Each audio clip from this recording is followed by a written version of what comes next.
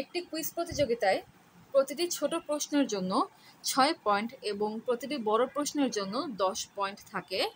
2024 point score করার জন্য কতগুলো ভিন্ন সংখ্যক প্রশ্নের উত্তর দেওয়া যেতে পারে? ধরি এক্স হলো ছোট প্রশ্নের সংখ্যা এবং ওয়াই হলো বড় প্রশ্নের সংখ্যা।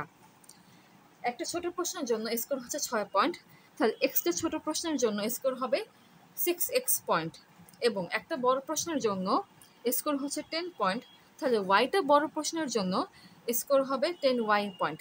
তাহলে টোটাল স্কোর হবে 6x plus 10y equals to 2024। এখন দুই পক্ষ থেকে যদি 2 কমন নেই, তাহলে ফাইনালি সমীকরণটাকে পাই 3x plus 5y equals to 1012। অতএব 3x plus 5y equals to 1012। তাহলে 3x equals to 1011 minus 3y plus 1 minus 2y এর সমান।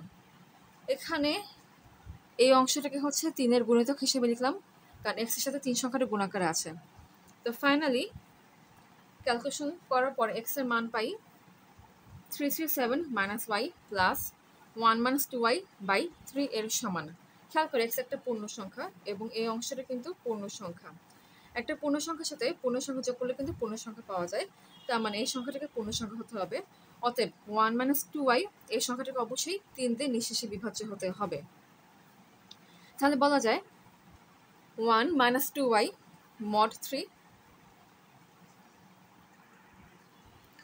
মানে 1 minus 2y congruent two 0 mod 3।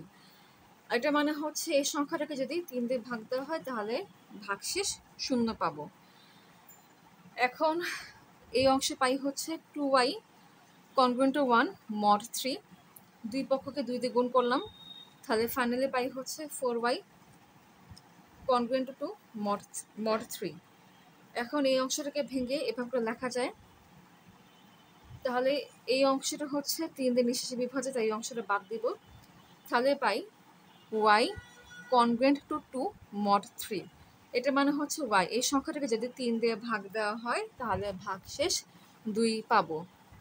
Variable যদি একা থাকে, মানে এটার সাথে যদি কোনো সহগ গুণাকার না থাকে, মানে এক বাদে অন্য কোনো সহগ যদি গুণাকার না থাকে, তখন ম্যাথটা সলভ করা বেশি ইজি হয়ে যায়। সো এই ফর্মে আনার জন্য এখানে 2 দিয়ে গুণ দেওয়া হয়েছিল।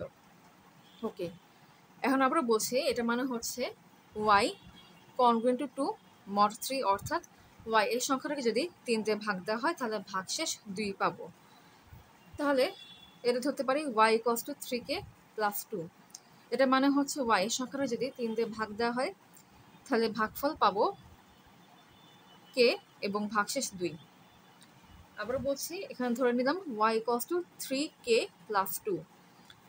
এটা মানে হচ্ছে y এই সংখ্যাটাকে যদি 3 দিয়ে ভাগ দেই তাহলে ভাগফল পাবো k এবং ভাগশেষ হচ্ছে 2।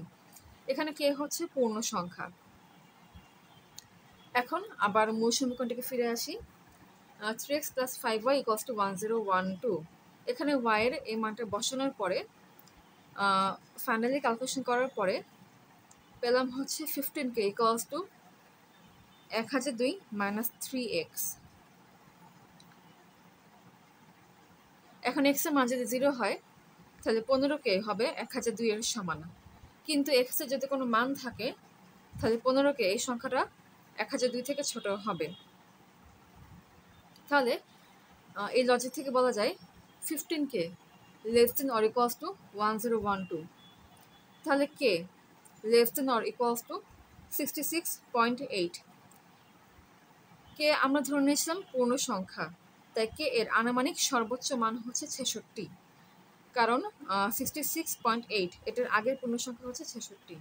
অতএব কে এর মান 0 থেকে শুরু করে 66 পর্যন্ত পূর্ণ সংখ্যাগুলো সম্ভব। এখন একটু ক্রস চেক করে দেখব। খেয়াল করো, কে এর মান 66 হলে ওয়াই এর মান আসে 200। অতএব 200টা বড় প্রশ্ন তো দেওয়া সম্ভব, এবং y এর এই মানটা এখন এই সমীকরণে বসাবো। তাহলে x এর মান পাই হচ্ছে ফার্দার ক্যালকুলেশন করলে 4। অতএব 4টা ছোট প্রশ্ন দেওয়া সম্ভব। অতএব এক্ষেত্রে 4টা ছোট প্রশ্ন এবং 200টা বড় প্রশ্ন অ্যান্সার করা যাবে, যাতে টোটাল স্কোর 2024 আসে। আচ্ছা, 4 গুণ 6 হচ্ছে 24, 200 গুণ 10 হচ্ছে 2000, 2000 যোগ 24, 2024। হ্যাঁ, ঠিক আছে। এখন আবার কে এর মান যদি 0 নেই তাহলে ওয়াই এর মান পাই হচ্ছে 2 এবং এক্স এর মান পাই 334। এখানে এক্স এবং ওয়াই দুটো মানে কিন্তু পূর্ণ সংখ্যা এসেছে। অতএব এখান থেকে বলা যায় কে এর 0 থেকে শুরু করে 66 পর্যন্ত মোট 67টা মান পসিবল। অতএব মোট 67 ভাবে ভিন্ন সংখ্যক প্রশ্নের উত্তর দেওয়া যাবে, তাই অ্যান্সার হচ্ছে 67। সেখানে মডেলার অ্যারিথমেটিকের প্রিন্সিপাল ব্যবহার করে কোশ্চেনটাকে সলভ করা হয়েছে।